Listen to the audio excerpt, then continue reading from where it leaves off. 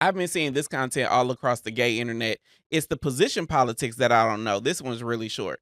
It's position politics that I don't know if I have the patience for. Check this out. Let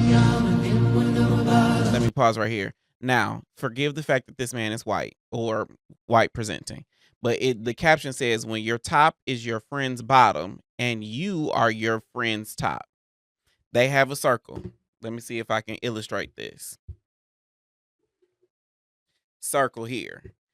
This is me. Oh, this is me.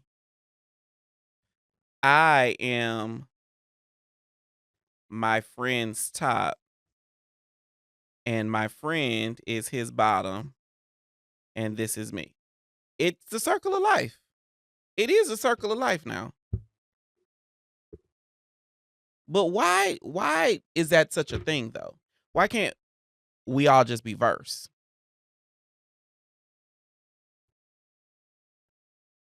Why can't we all just be verse? Like, what is the tea about like I can only top, you can only know me as a top even if I'm verse or a bottom, and you can only know me as a bottom even if I'm verse or a top. Like, why is that? Why is that a thing in our culture? Help me understand that. I think I got that question up there.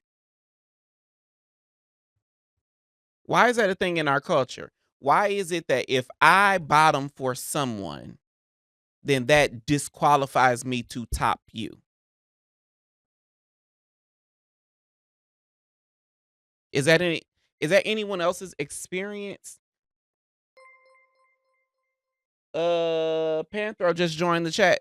Just joined. Panther, I thought you've been a member. But if I am topping you, oh, Panthro celebrate. Here it goes. Shout out to Panthro. He celebrated a full year. A full year supporting the channel.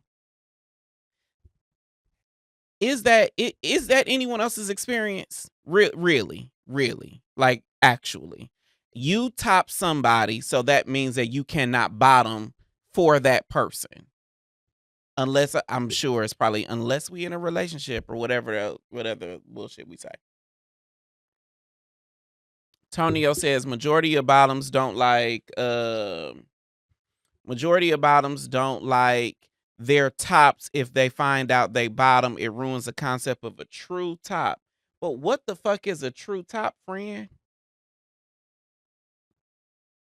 Because legit, every person that I have ever talked to about this particular topic says that better dick comes from people who have taken dick.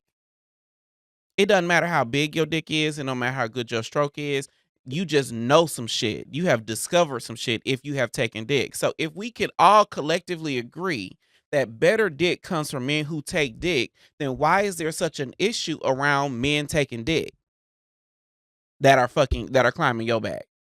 Or not you, but climbing somebody's back. Help me understand.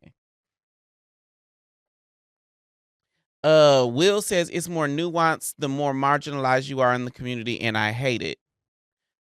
You hate that it's nuanced, or you hate that it exists in marginalized parts of the community? Let me know which part of that you mean that you hate. Rolando says air mattress on the floor, phone charger that came from the corner store, and a TV on the floor generally means the dick gonna be dicking. Let me tell y'all a quick story. Quick story time for those who want to hear it. So when I first moved to Atlanta, this is how freaky I am. Get this. When I first moved to Atlanta, I didn't know nobody. Nobody. All I had was I was stroking my dick to Twitter every day, every moment I could get. Didn't have a job, didn't have nothing. But I kept running into the same people on Twitter. And so this is what I did. I started an iPhone group of freaks from Twitter. You had to be in Atlanta. You had to have an iPhone. No green text messages ever. And I can't tell you how many people messaged me, was like, hey, let me join. We had our first meetup. This was like community building. We all freaks. We all on this iMessage group. And this dude is like, let's have a game night. Now we're thinking he has an appropriate home. We get over there. His TV is hanging on the wall like a picture. Like he got two wires He got the triangle wires and a nail in the wall, like a painting. His TV is hanging on the wall like a painting. Mind you, it's this big fucking wall with this 22-inch TV. Now you get a room full of freaks. I guarantee you, none of us cared what was on that TV. Then we get there. He invited all of us over. He volunteered his spot. He invited all of us over. He didn't have a lick of furniture, my nigga. Not a single piece of furniture. No, he had like a dinette set with 2 chairs, but he invited 13 niggas over to his house. It was so weird. And then, fun fact, the boy in the group paraded as a top. Like, you ain't fucking me, you ain't doing it. Cause we're all Twitter freaks. So we talk about sex, people linking up from the group, a whole nine, right? He parades as a top, gets all of us over to his house. And then me and one other person, he invites to stay the night while he puts everybody else out. If the night's over, everybody gone, we drunk, some people high, all the things, right?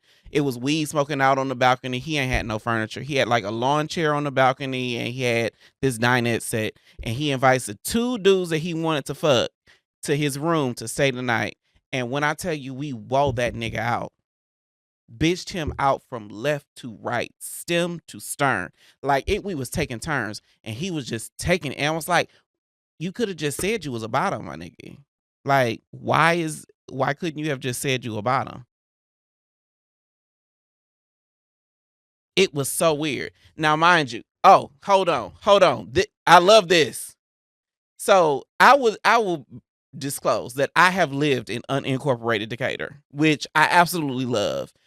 Chicken shacks on every corner. You are never too far away from a sneaky link, and the park is up the street. Like, all of the things that a gay man would need in his single life whole phase prime exist in unincorporated Decatur.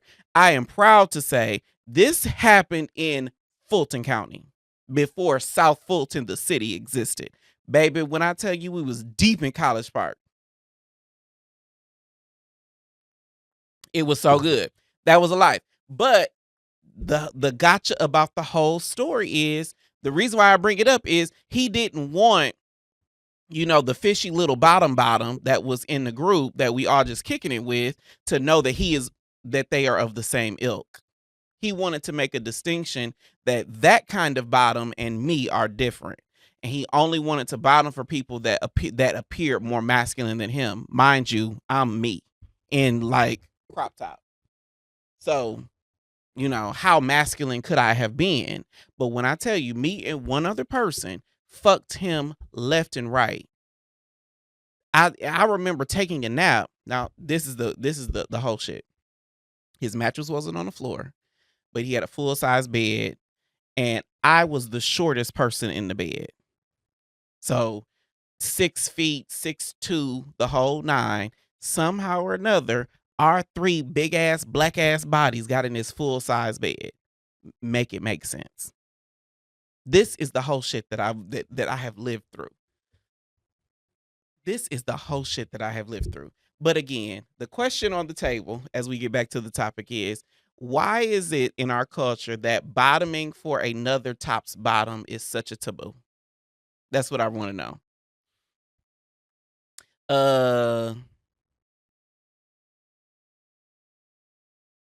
I am Will said, I hate that. Hold on. Let me put it back up. I hate that there is a preconceived notion and expectation of you to assume position because of how you show up in the world. For example, black men are expected to be a top by default.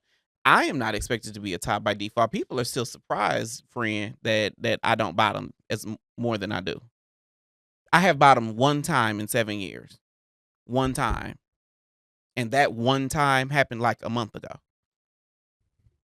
So I don't get the expectation that I am a bottom or I am a top, even though I weigh 220 pounds, even though I'm in the gym all the time, but because I got a fat ass and wearing a crop top, people assume that at best I'm versatile. I don't think that people are disappointed. Yeah, but no one's ever disappointed. But I don't. That expectation doesn't apply to me like the same as it might in the rest of our culture. Holla at your boy says, "I'll be honest. I've been in instances where it just didn't click for me and want them to do. Wait, what? I'll be honest. I've been in instances where it doesn't. It just doesn't click for me and want them to top me after I top them. Okay. I will say a full size bed turned into a Cirque du Soleil. I will tell you again. The party ended at like 2 o'clock in the morning. I didn't leave this man's house until 11 o'clock in the morning.